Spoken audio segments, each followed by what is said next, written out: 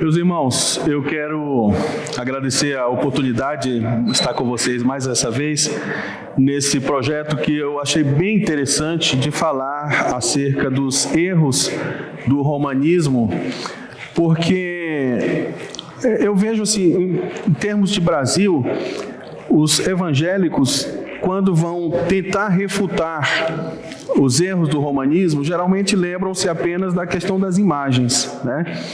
Da questão das imagens e adoração aos santos católicos e fica só por aí, não tem muitos outros argumentos. Quando, na verdade, os erros do romanismo são muitos, tá?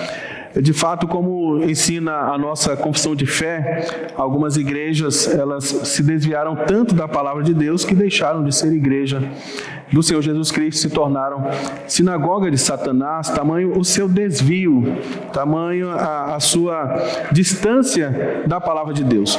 Então, hoje nós vamos falar de mais um dos erros do romanismo, hoje falando acerca do conceito católico errôneo sobre a chamada Assunção de Maria.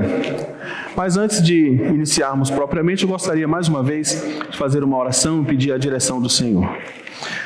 Ó Deus, nosso Pai, Senhor, autor e consumador da nossa fé, nós rogamos a Ti, ó Deus, que nos acompanhes, ó Deus, mais nesse momento de estudo da Tua Palavra, ó Deus, que o Teu Santo Espírito nos ilumine e nos convença, Senhor, da verdade, para que não sejamos, ó Deus, induzidos ao erro pela astúcia de Satanás. Que o Teu Santo Espírito nos dê, ó Pai, a compreensão e a convicção da verdade. Guarda-nos, ó Pai, na Tua palavra, na Tua verdade. É a nossa oração, em nome de Jesus. Amém, Senhor. Amém. Muito bem. Eu gostaria de começar lendo a palavra de Deus, que diz assim: ora, ninguém subiu ao céu, senão aquele que de lá desceu, a saber, o Filho do homem que está no céu. Então, Jesus Cristo subiu ao céu porque ele de lá desceu. Ele diz que ninguém subiu ao céu, a não ser aquele que de lá desceu. Então, não faz sentido pensar que mais alguém, além de Cristo, tenha sido assunto aos céus da forma como Cristo foi, porque somente Cristo fez isso, sendo Ele as primícias dos que dormem. Essa passagem nos mostra que é absurdo pensar que Maria tenha sido assunta aos céus da mesma forma como Cristo.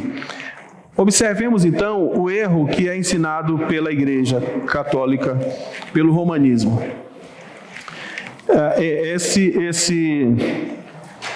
Esse enunciado está no Catecismo da Igreja Católica, no parágrafo 966. Diz assim: finalmente, a Imaculada Virgem, preservada imune de toda mancha da culpa original, terminado o curso da vida terrestre, foi assunta em corpo e alma à glória celeste, e para que mais plenamente estivesse conforme o seu Filho, Senhor dos senhores e vencedor do pecado e da morte, foi exaltada pelo Senhor como Rainha do Universo.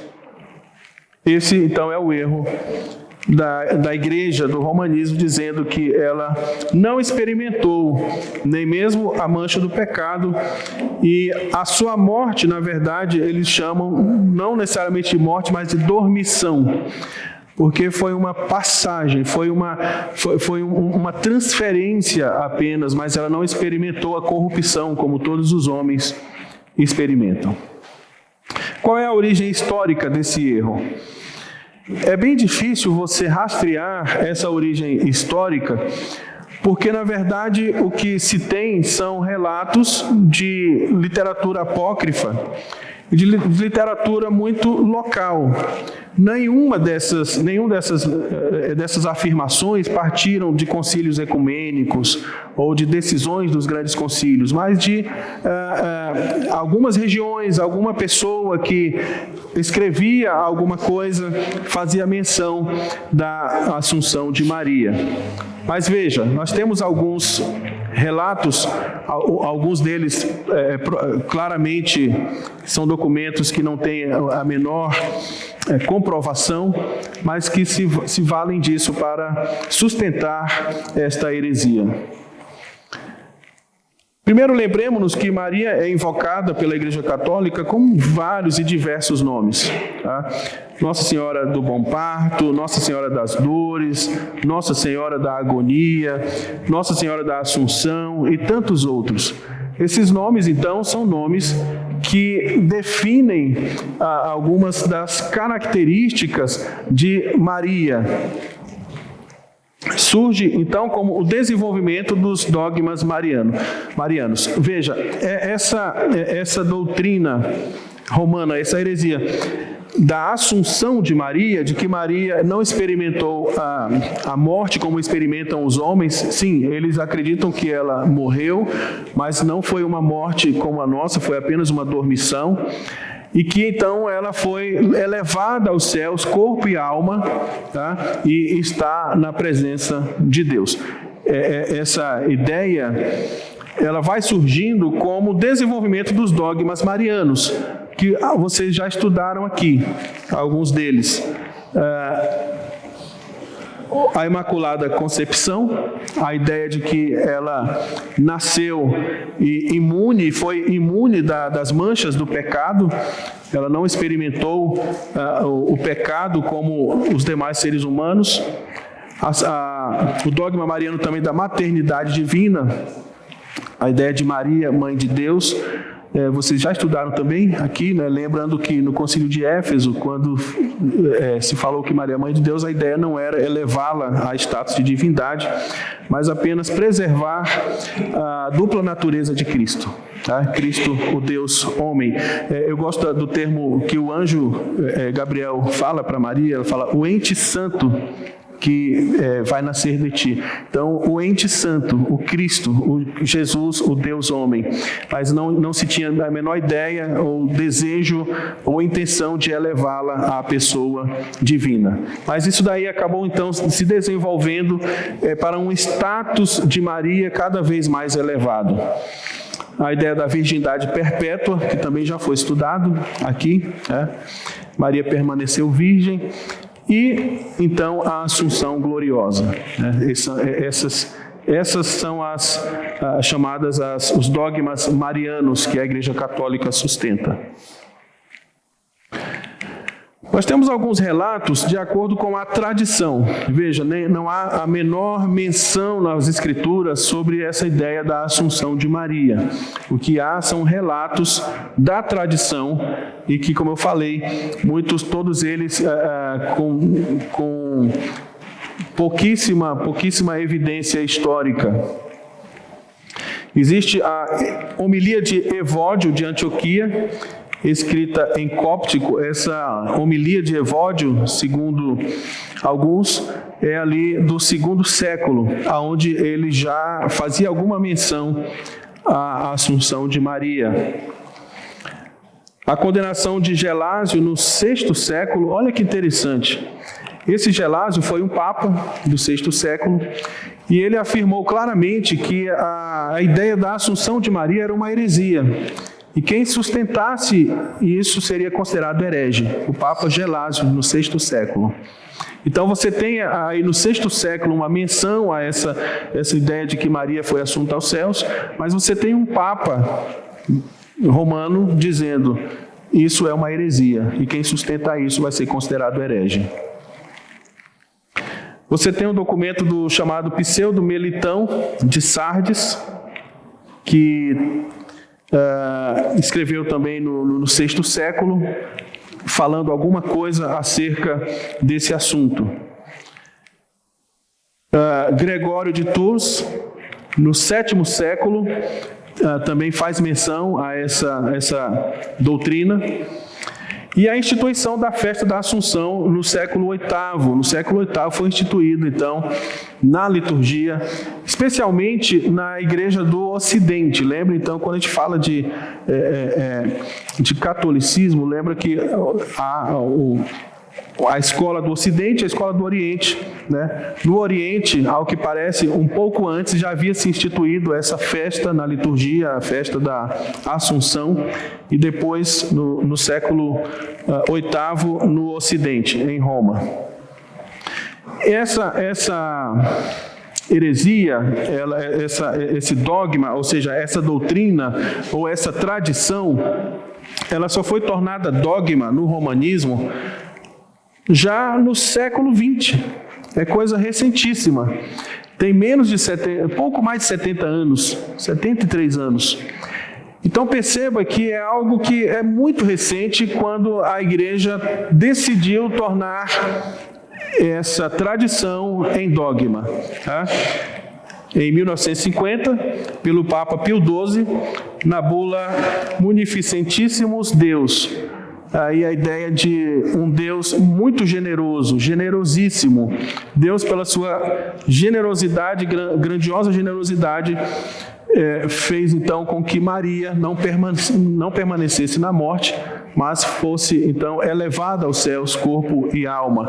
Então somente através dessa bula papal é que foi tornada dogma. Entenda um dogma. O que é um dogma? Quando uma doutrina ou quando um conceito teológico se torna muito aceito e se torna muito maduro após debates, então a igreja reconhece como dogma. Agora, nós vamos perceber aqui que não é o caso desse dogma, tá? Não é o caso dessa ideia. Nunca foi amplamente aceita como uma verdade bíblica, uma verdade teológica. Tá? E o Papa só fez isso utilizando-se, então, do recurso da infalibilidade papal. Não foi uma decisão de concílios, mas foi uma decisão do Papa. Vamos ver algumas refutações lógicas. Se a Assunção é verdadeira, por que a Bíblia silenciaria de um fato tão importante? Se essa ideia de que Maria não permaneceu na morte, não permaneceu no túmulo, por que a Bíblia silenciaria totalmente, não fala nada a respeito disso? Se isso é uma verdade tão importante inclusive para a salvação dos fiéis, porque a Igreja Católica entende que a Assunção de Maria é essencial para a salvação. Nós vamos ver mais aqui à frente. Se é tão importante assim, por que a Bíblia não disse nada acerca disso? Porque essa ideia não aparece nas decisões da igreja primitiva? Por que quando a igreja primitiva se reúne para tomar decisões importantes, como eleição de diáconos, por exemplo, aquele concílio em Jerusalém, para decidir se os gentios circuncidariam ou não, por que você não tem ali nenhuma evidência de Maria como uma pessoa sendo considerada, tendo suas opiniões consideradas, se ela é tão importante assim, elevada até mesmo como se fosse uma quarta pessoa da Trindade, se ela estava ainda entre os cristãos, por que ela não foi consultada? Por que não foi mencionado nada acerca de Maria? É curioso que se deu tanta importância a Maria como uma pessoa até mesmo divinizada, sendo que você não nota nada disso entre as decisões da igreja primitiva, você não percebe essa evidência. Por que não se encontra nos documentos dos pais apostólicos? Veja, quem são os pais apostólicos? Os primeiros bispos da igreja após os apóstolos. Alguns deles foram discípulos, alguns deles foram inclusive discípulos diretos dos apóstolos. Nós temos aí Clemente de Roma, Inácio de Antioquia, Papias, Policarpo. Esses aí, especialmente, que foram muito próximos dos apóstolos, não falam nada acerca da Assunção de Maria. Nada. Veja, não que devamos nos basear naquilo que os pais apostólicos dizem, porque eles também tinham suas heresias. Eles tinham também, muitas vezes, suas próprias compreensões das Escrituras, e algumas delas eram divergentes. Mas veja, se isso fosse uma evidência no início do cristianismo, esses homens teriam defendido essa ideia. Mas de maneira alguma, em momento algum aparece nesses primeiros pais apostólicos. Por que não aparece nos documentos de maior credibilidade do cristianismo primitivo, nos documentos, por exemplo, na Didaquê ou no Credo Apostólico? Não há nada disso. No Credo Apostólico, evidentemente que não foi feito pelos apóstolos, mas foi um desenvolvimento da compreensão do ensino apostólico, mas sendo um documento de grande aceitação, um documento considerado fidedigno. Por que no Credo Apostólico não fala também que Maria foi assunta aos céus? Mas você não tem nada disso nesses documentos que são mais confiáveis. Não aparece nenhuma ideia da assunção de Maria. Por que não foi tema dos grandes concílios? Os grandes concílios ecumênicos da igreja, Concílio de Constantinopla, Concílio de Éfeso, Concílio de Calcedônia, e nenhum desses concílios foi tratado esse tema. Sendo que se é uma condição tão importante para a vida da igreja, por que não foi tratado nesses concílios? Ora, tratou-se nesses concílios acerca da cristologia, acerca da trindade, da pessoa de Cristo, da encarnação de Cristo, da dupla natureza de Cristo, tratou-se disso, tratou-se da trindade, da procedência do Espírito, procede do Pai e do Filho, mas em nenhum momento se debate nesses grandes concílios a ideia de assunção de Maria. Então veja, você não tem evidência nos documentos mais oficiais e nos concílios mais oficiais. São apenas um bispo aqui ou ali, isoladamente, que escreve alguma coisa acerca desse tema, porque já era, veja, isso já era uma crença misturada de paganismo, né? O cristianismo no início teve muita influência do paganismo, influência da filosofia grega. Você tem aí já os apóstolos, nos escritos bíblicos, nos escritos canônicos, combatendo o gnosticismo, que são influências gregas. Você tem nesses grandes concílios os pais da igreja combatendo o gnosticismo e outras heresias e outras influências do paganismo, do mundanismo. Mas por que você não vai ter, então, nenhuma defesa da assunção de Maria? Então, nota-se que isso foi uma crença baseada em mitologias, baseada em superstições que as pessoas tinham, e aí você tem um bispo ou outro ali isoladamente, ou defendendo ou negando isso, como vimos aqui o Papa Gelásio negando claramente essa ideia. Vamos ver algumas refutações históricas. Perceba aí já, século XIX, a rainha da Espanha, Isabel II, enviou ao Papa Pio IX. Lembra que o Papa Pio IX foi aquele, então, que no concílio, no primeiro concílio, concílio de Vaticano, obrigado, o concílio Vaticano I, declarou, então, a doutrina da infalibilidade papal. Tá? Então, a rainha Isabel II enviou ao Papa Pio IX uma petição solicitando a definição dogmática desse tema, mas não foi aceito. O Concílio Vaticano I não dogmatizou essa ideia. Então, isso é uma refutação histórica muito interessante, muito peso. Por que o Concílio Vaticano I, mesmo com a petição de uma rainha, né, certamente católica, e levando ali o desejo dela de que isso fosse considerado um dogma, o Concílio Vaticano não aceitou, ele rejeitou, então, tornar um dogma.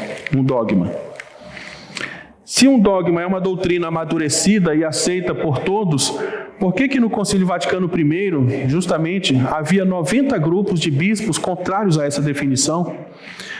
Então, quando você lê sobre os debates do Concílio Vaticano I, quando esse assunto foi levado, mais de 90 grupos, não são 90 bispos, 90 grupos distintos de bispos foram contrários a essa petição. Eles não, então, mesmo ali no concílio, mesmo entre os bispos romanos, eles não aceitavam que isso fosse considerado um dogma, porque eles entendiam que realmente não tem base bíblica. E qualquer um que tente defender isso com a Bíblia passa um constrangimento de fazer uma ginástica exegética, mas que não chega a lugar nenhum, porque não existe textos que falem sobre esse tema.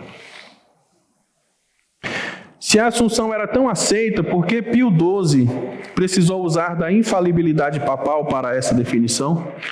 Isso antes do Concílio Vaticano II. Aliás, depois do Concílio Vaticano II. O Concílio Vaticano II não considerou essa tradição como dogma. Então, depois só Pio XII, utilizando então do conceito de infalibilidade, então ele decidiu declarar como dogma, já que não há um consenso, perceba, já que não havia consenso entre os próprios bispos sobre esse tema, foi necessário então com que o Papa, ele unicamente decidisse sobre isso. Perceba que é uma ideia que não tem unanimidade nem mesmo entre os bispos da Igreja Católica. Nós temos aqui o relato de um ex-padre que escreveu um livro chamado Confissões Surpreendentes, Surpreendentes de um ex-padre, esse é o nome do livro, né? Confissões Surpreendentes de um ex-padre, o padre José Barbosa de Sena Neto. Ele diz o seguinte: a coisa mais espantosa dessa doutrina é que não tem nenhuma prova bíblica. O Papa Pio XII disse que qualquer que doravante duvide ou negue essa doutrina apostatou totalmente da divina fé católica. Isso significa que é pecado mortal para qualquer católico romano recusar-se a crer nessa fantasiosa doutrina. Então perceba aí um ex-padre fazendo essa confissão bombástica. E é interessante, irmãos, quando você vê... eu vi vídeos de dois padres que são muito conhecidos no Brasil, que são muito seguidos aí nas redes sociais, no YouTube, um já falecido, mas quando eles falam sobre a Assunção de Maria, você percebe o constrangimento deles para provar biblicamente. Então eles usam alguns textos que não têm nenhuma relação com a Assunção de Maria. Eles vão usar Gênesis 3,15, quando Deus fala que a semente da mulher esmagará a cabeça da serpente. Eles falam então que Maria é a segunda Eva. E como segunda Eva, esmagando a cabeça da serpente, ela não estaria sujeita ao pecado. Aí por isso então ela estaria habilitada para ser assunta aos céus. Utiliza-se também a expressão do anjo quando se apresenta a Maria e fala salve muito agraciada, né? Cheia de graça, muito agraciada. Então eles dizem, ora, se Maria foi muito agraciada, significa que nela não há desgraça, né? E nela não há desgraça. Se não há desgraça, ela não sofreu, né, as desgraças da humanidade. Ora, o texto não está dizendo nada disso, né? Eles vão utilizar também o texto de Apocalipse, onde aparece uma mulher vestida de sol e tendo sob os pés a lua.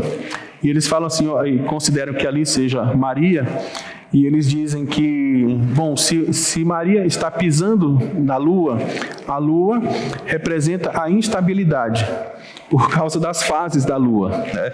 Então ela está pisando na instabilidade e então ela superou essas instabilidades da humanidade. Então perceba a ginástica que eles fazem, que não tem nenhum sentido, e você vê o constrangimento deles ao falar isso, porque eles sabem que isso não faz sentido, tá?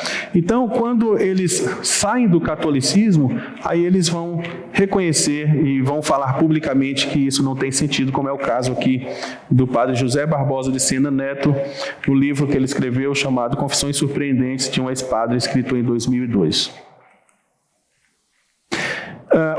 O catecismo da Igreja Católica, nesta afirmação, no parágrafo 966, eles colocam também ali, anexam uma liturgia bizantina, para tentar dar mais forças às suas afirmações. Então, nessa liturgia, diz o seguinte: em vosso parto guardastes a virgindade, em vossa dormição, percebe que não usa o termo morte, não deixastes o mundo, ó Mãe de Deus, fostes juntar-vos à fonte de vida, vós que concebestes o Deus vivo, e por vossas orações livrareis nossas almas da morte. Então perceba que Maria, tendo sido assunta aos céus, corpo e alma, está na presença de Deus, e por isso é que ela livra nossas almas da morte. Então você percebe a importância desse dogma para a igreja, porque é a intercessão de Maria que livra as almas da morte. Logo, se ela não ressuscitou, é vã a fé do católico, né? do romanista. Se Maria não ressuscitou, é vã a fé do romanista, porque é ela quem faz intercessão e nos livra e os livra da morte. Algumas refutações bíblicas, irmãos.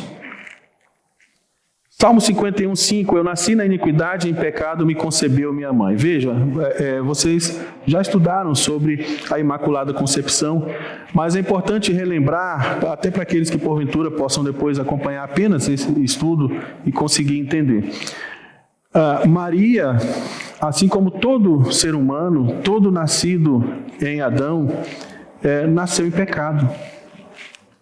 A palavra de Deus diz, eu nasci em iniquidade, eu já fui concebido em pecado, por causa do pecado original, por causa que nós herdamos em Adão essa natureza pecaminosa. Tá? Então, todo ser humano nasceu em pecado. Então, Maria também, ela é nossa irmã em Cristo, ela foi redimida por Cristo, mas ela não nasceu sem pecado. Portanto, ela não teria condições de ter tanta condições de ser assunta aos céus, corpo e alma, sem aguardar a ressurreição final, como todos os seres humanos também. Romanos 3:23, pois todos pecaram e carecem da glória de Deus, inclusive Maria. Romanos 3:10, como está escrito, não há justo, nenhum sequer. Então perceba que aí é uma construção, né? A Imaculada, a Assunção de Maria, ela precisa estar ligada aos demais dogmas marianos. A Imaculada Concepção, né? A maternidade divina e a virgindade perpétua, né? Para que então ela se torne essa pessoa elevada como um ser divino, que a gente vai ver um pouco mais à frente também.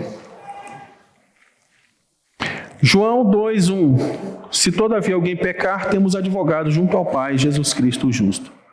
Por que a Bíblia, se nós necessitamos, ou se o pecador necessita da intercessão de Maria para livrar da morte, por que a Bíblia não menciona a intercessão dela?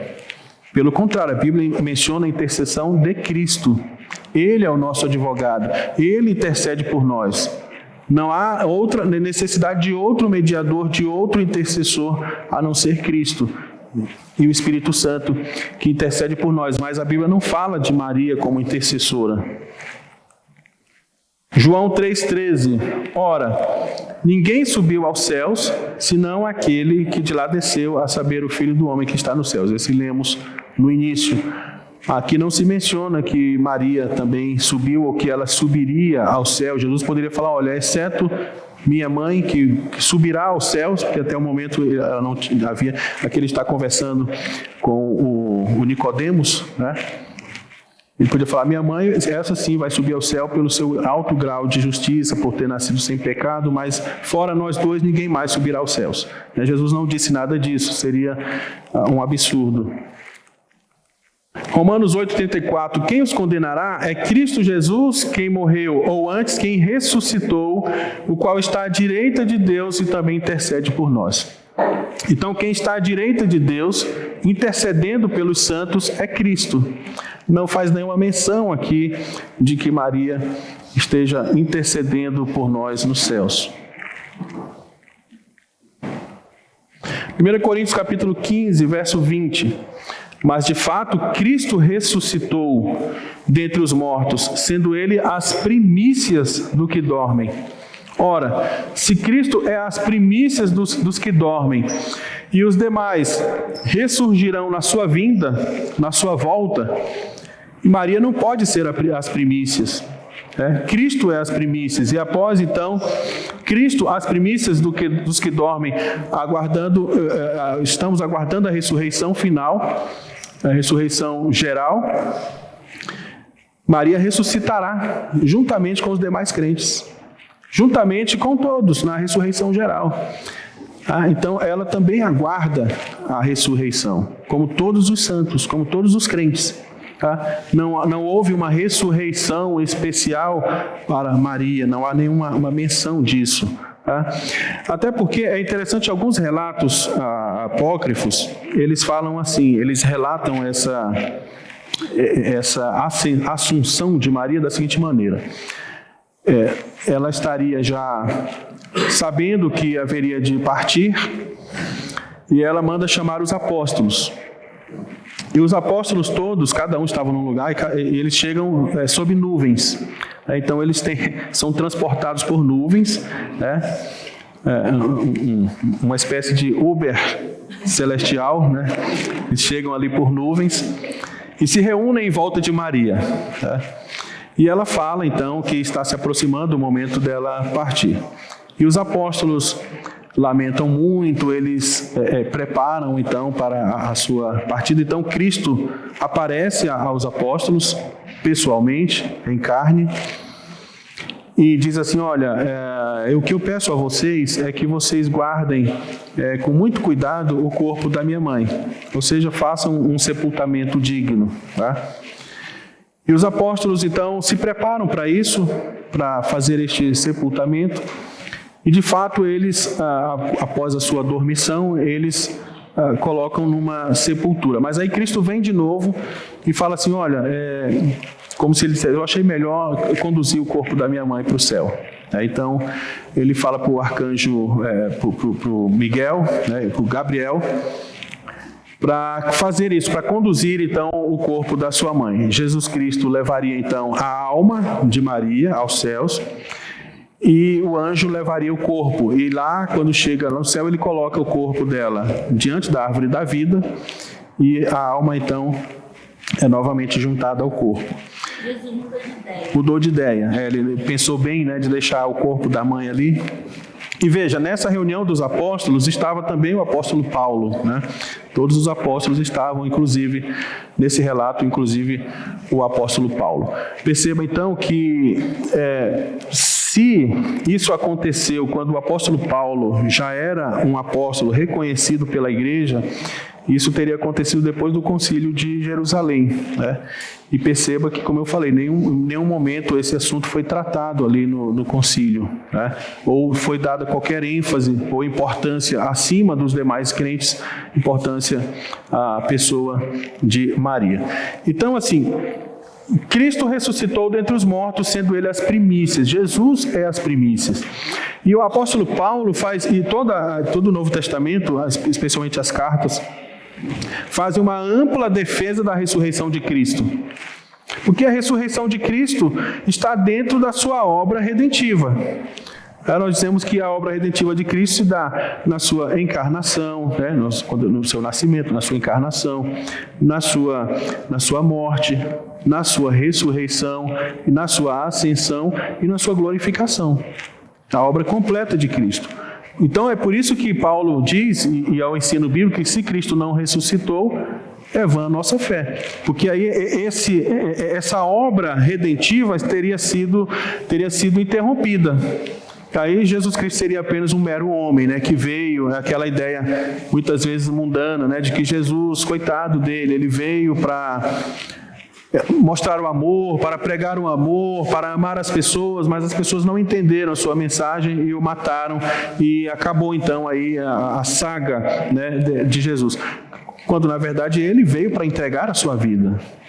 Ele deixa claramente dizendo: ninguém tira a minha vida de mim, eu voluntariamente a dou. Ele veio para isso, ele veio para morrer, ao nascer, o seu nascimento, a sua morte, a sua ressurreição, a sua ascensão e glorificação à destra do Pai. Então perceba que havia, inclusive, percebam, questionamentos se Jesus ressuscitou ou não. Alguns não criam que Jesus ressuscitou.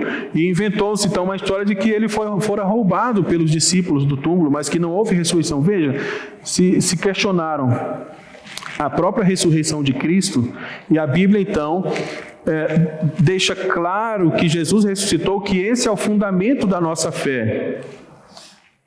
Se a ressurreição e a assunção de Maria fizesse parte desse plano redentivo, com certeza estaria também contido nessa defesa de que Cristo ressuscitou. Tá?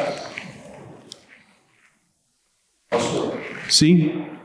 uma coisa interessante que a Bíblia deixa claro, naqueles que foram arrebatados, a Bíblia deixa claro que foram arrebatados. O caso de Enoque, Sim. já não foi mais achado. O caso de Elias, que foi visto sendo levado aos céus com uma carruagem de fogo. Certo. Então, assim, se Maria, e quanto mais Maria, dada a sua importância, segundo os católicos apostólicos romanos, isso teria de fato sido registrado. Se personagens com menos importância Sim. foram registrados, por que Maria não foi registrada? Justo. Talvez se você que não pegou desde o início aí, o irmão está falando, lembrando aí de Elias e Enoque, né, que a Bíblia fala que foram arrebatados. Tá?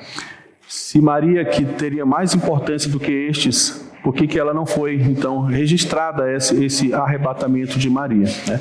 E lembrando que quando a Bíblia menciona também o arrebatamento de Elias e Enoque, em nenhum momento a Bíblia diz que eles também intercedem por nós, que eles são intercessores, né? Ou que esse arrebatamento se deu por alguma obra redentiva. É importante nós nos lembrarmos disso. 1 Tessalonicenses 4,16. Porquanto o Senhor mesmo, dada a sua palavra de ordem, ouvida a voz do arcanjo e ressoada a trombeta de Deus, descerá dos céus, e os mortos em Cristo ressuscitarão primeiro. Depois nós, os vivos que ficarmos, seremos arrebatados juntamente com eles entre nuvens para o encontro do Senhor nos ares, e assim estaremos para sempre com o Senhor.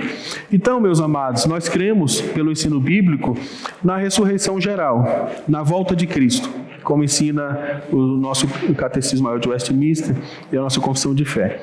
Uma ressurreição geral, quando Cristo vier, todos os mortos ressuscitarão, os justos, os salvos, os ímpios, os salvos para a bem-aventurança eterna e os ímpios para o juízo eterno. Então, Maria também ressuscitará nesse dia como os demais santos, como também os apóstolos de Cristo, todos os que morreram em Cristo, haverão de ressurgir neste último dia, mas não esta ressurreição como é crida da forma da assunção de Maria. Algumas conclusões, irmãos, e depois a gente passa para algumas perguntas. Não é exagero dizer que na teologia romana ninguém pode vir a Jesus se não for por meio de Maria. Qualquer graça de Deus só é dispensada através da intervenção de Maria. Perceba então, por isso, essa importância que é dada à pessoa de Maria, tá? Porque depende a qualquer graça que o cristão, de acordo com essa teologia, com essa doutrina, qualquer graça que um cristão recebe tem que ser por intermédio de Maria. Isso contraria totalmente as palavras de Jesus em João 14,6, quando diz: eu sou o caminho, a verdade e a vida, ninguém vem ao Pai senão por mim. Só Cristo é mediador. Só Cristo é o caminho. E Cristo é plenamente suficiente para a nossa redenção. A obra de Cristo é perfeita, completa, e não há necessidade de outro mediador, de outro caminho, de outra forma de salvação, a não ser em Cristo Jesus. Perguntaram certamente, uma vez, perguntaram para Sproul se ele achava que tinha convertidos na Igreja Católica Romana. A resposta de Sproul foi bastante surpreendente.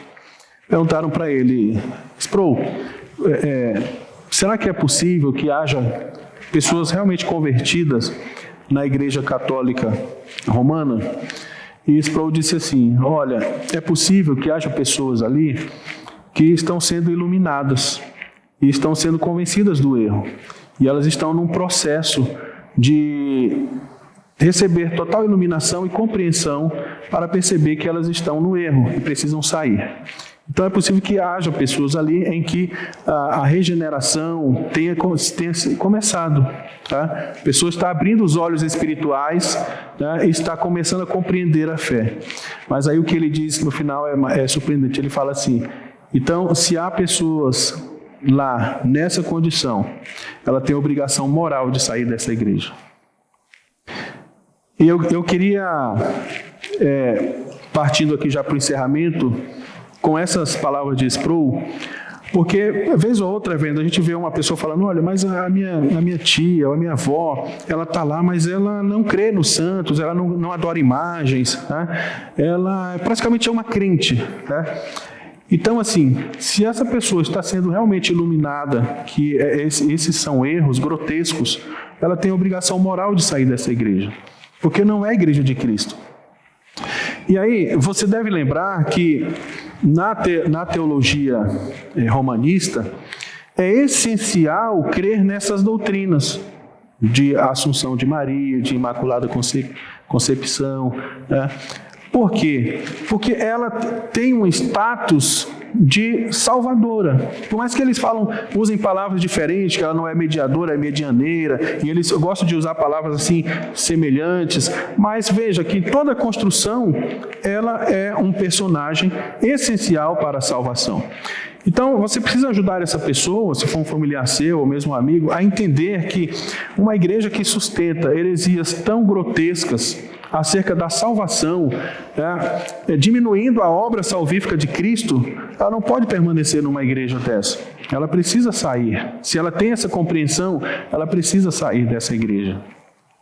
E aqueles que estão no meio evangélico, que estão cultuando a Deus de maneira sincera e que compreendem a fé, precisam ter convicção de que há erros grotescos nessa igreja e que ela deixou de ser igreja de Cristo.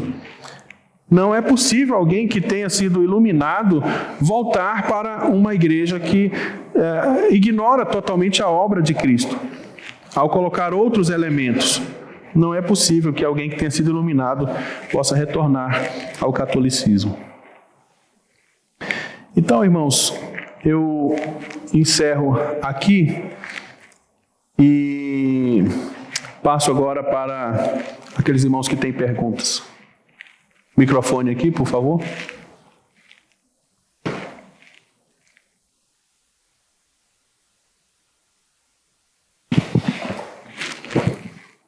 Não, só duas observações que, ouvindo o estudo, me vieram à mente.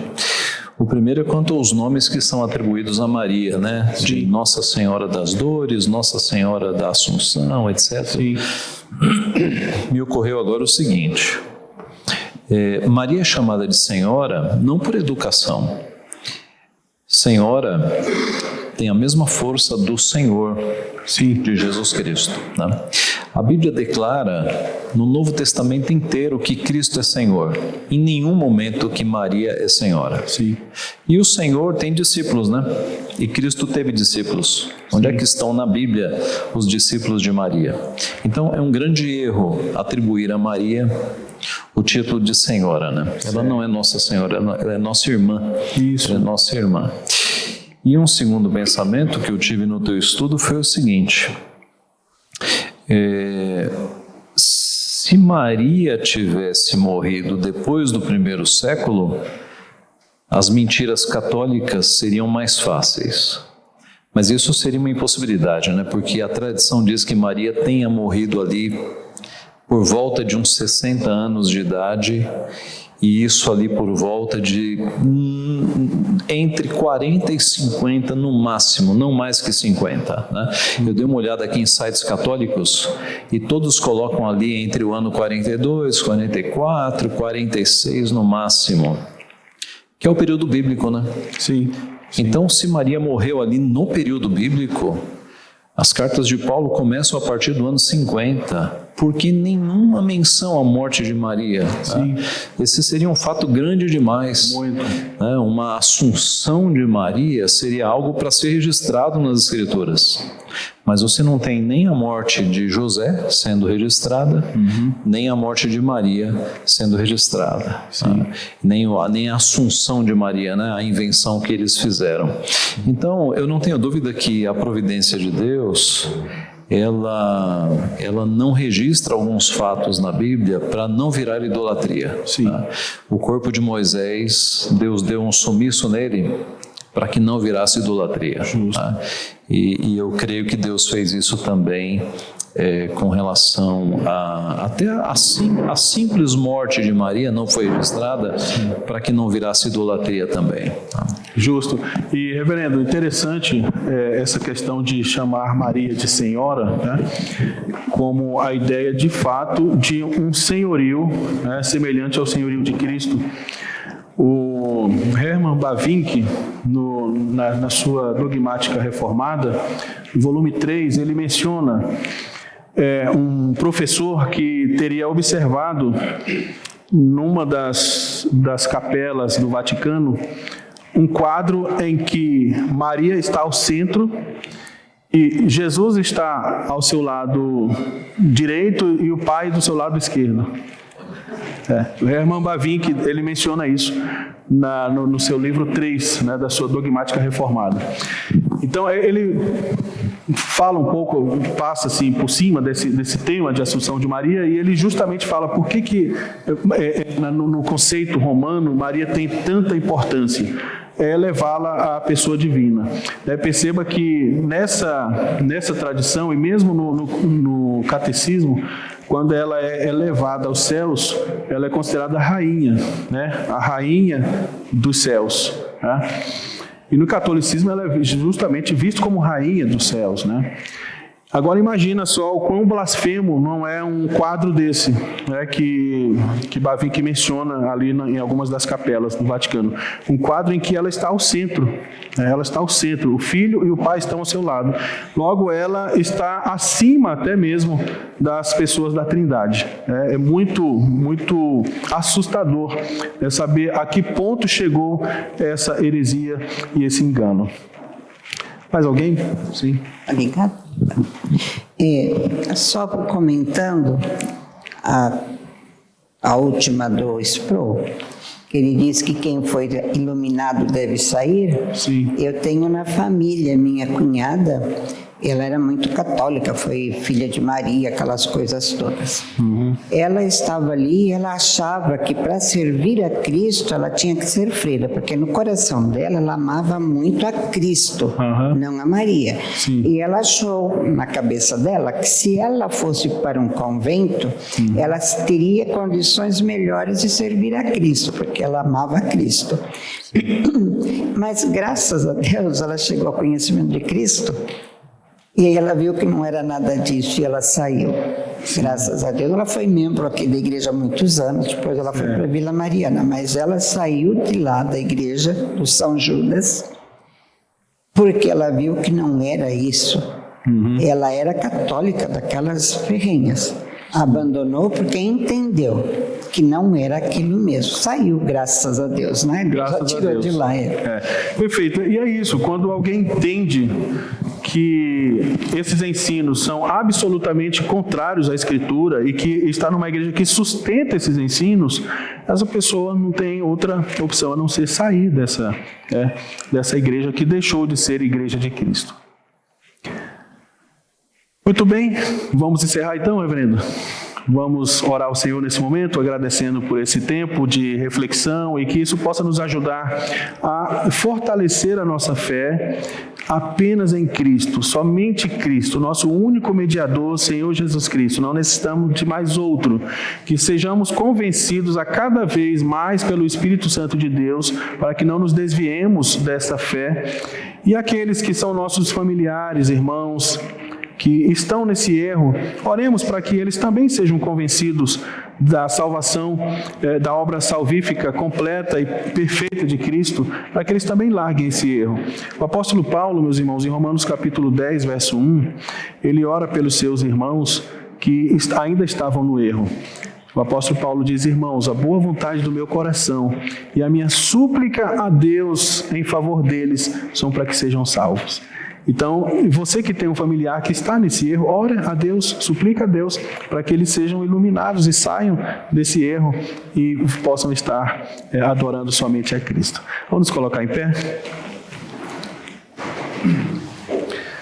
Ó Deus amado, querido, te damos graças, ó Pai, porque o Senhor sempre nos mostra o caminho da verdade. A Tua palavra é a verdade.